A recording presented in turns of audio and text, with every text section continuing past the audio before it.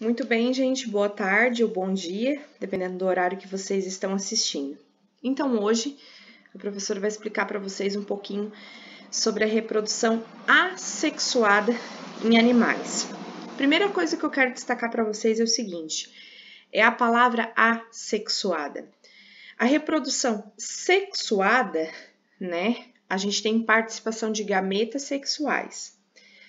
Quando a gente tem o A na frente de uma palavra, em ciências, a gente nega algo. Então, se na reprodução sexuada eu tenho participação de gametas, na assexuada eu não tenho participação de gametas sexuais. Essa imagem que vocês estão vendo aqui é de uma planária, tá? Que é um verme achatado. E esse verme possui esse tipo de reprodução. Muito bem. Como que acontece a reprodução assexuada? Tá, professora, se nós não temos participação de gametas, então como que ocorre? A gente sabe que todos os seres vivos são formados por células, né? Então aqui eu tenho a imagem de uma célula para mostrar para vocês. Esse vermelhinho que vocês estão vendo aqui é o núcleo da célula e é aqui dentro que está o DNA, que é onde estão todas as nossas informações, todas as nossas características hereditárias estão aqui. Então, assim, o que acontece? Na reprodução assexuada, essa célula aqui, cada célula daquele ser vivo, ela vai multiplicar o DNA dela, né? Ela vai duplicar o material genético dela e ela vai se dividir. Então, uma célula de uma planária, por exemplo, vai se dividindo até formar duas novas células, tá? Então, é isso que acontece. Então, até coloquei aqui para vocês, ó. Na reprodução assexuada, um ou mais novos indivíduos são gerados por uma série de divisões celulares, a partir de um único ancestral. Então, esse único ancestral vai dar origem a duas novas células. Esses dois novos seres aqui vão dar origem, cada um, a mais dois, tá? E assim sucessivamente.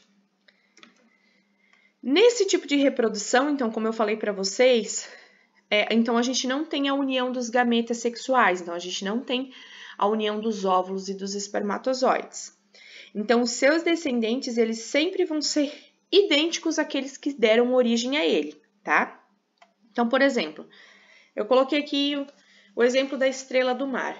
A estrela do mar, se uma parte dela, né, vamos supor que alguém corte um pedaço, alguém ou um predador corte um pedaço daquela estrela do mar, cada pedaço desse aqui vai se regenerar e vai dar origem a uma nova esponja, uma esponja do mar não, né?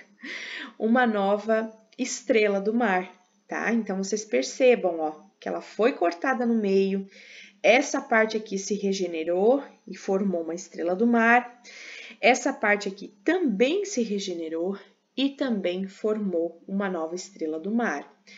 E tudo isso acontece porque as células vão se dividindo, tá? Até fazer com que esse animal se regenere todinho. Existem vários tipos, né, de formas dos animais conseguirem se reproduzir. Eu sempre digo que a reprodução, tanto em animais quanto plantas, é algo muito curioso, porque acontece de várias formas, tá? Uma delas, na reprodução assexuada, é por brotamento. O próprio nome já diz, né? Então, o indivíduo, ele forma um broto, tá? Um brotinho, no corpo do seu genitor, né? E depois ele se desprende. Então, olha só, aqui um exemplo de brotamento é o caso das esponjas do mar. As esponjas do mar, elas fazem parte do grupo dos poríferos, porque elas apresentam poros, tá? E são, sim, animais, não são plantas, nada disso, são animais. Então, o que acontece aqui? Essa esponja do mar, ela vai fazer várias divisões celulares, então as células dela vão se reproduzindo, a ponto de formar um broto. Esse broto aqui, quando ele conseguir ter a vida independente dele, ele se desprende da esponja do mar e se fixa aqui no fundo do oceano.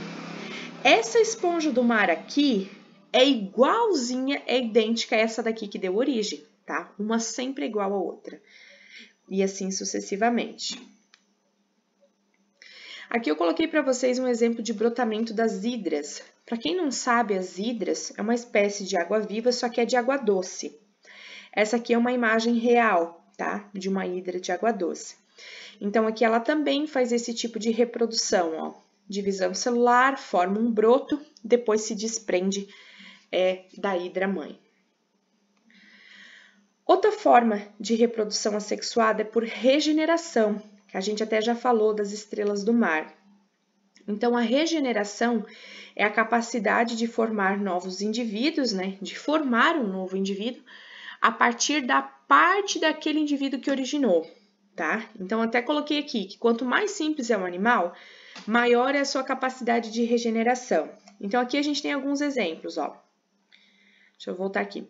Isso aqui que vocês estão vendo é uma planária, tá? Uma planária é um verme, só que é um verme achatado, não é um verme cilíndrico, é um verme achatado. Se alguém pegasse e cortasse essa planária em 4 partes, essas 4 partes, elas vão se regenerar, ou seja, vão fazer constantes divisões celulares e vão formar 4 novas planárias. Se fosse 8 pedaços, seriam 8 planárias e assim por diante. O mesmo acontece com a estrela do mar, que eu já mostrei um exemplo anteriormente para vocês, né? E tem outros seres vivos, né? Então, a gente tem quinidários são águas vivas, tá? Então, algumas águas vivas também fazem isso. Alguns poríferos são as esponjas do mar. Então, as esponjas do mar, elas podem fazer tanto brotamento, como também podem fazer a regeneração, tá? Tudo vai depender do ambiente. Nesse tipo de reprodução, tem algumas vantagens e algumas desvantagens. Primeira vantagem. A vantagem é que todos os seus descendentes são iguais. Os descendentes são clones, tá?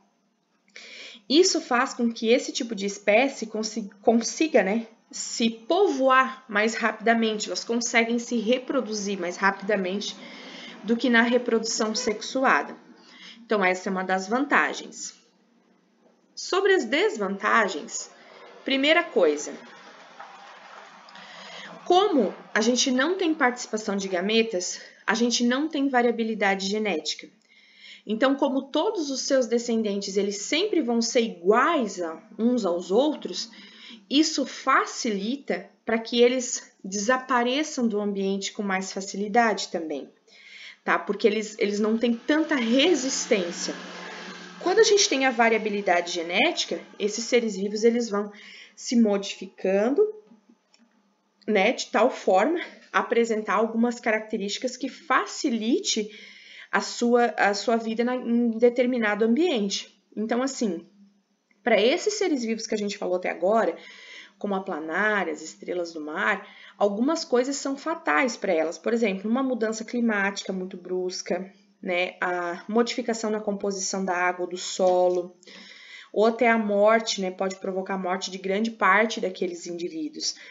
Então, por não apresentar essa variabilidade genética, eles não têm a possibilidade, digamos assim, de melhorar, tá?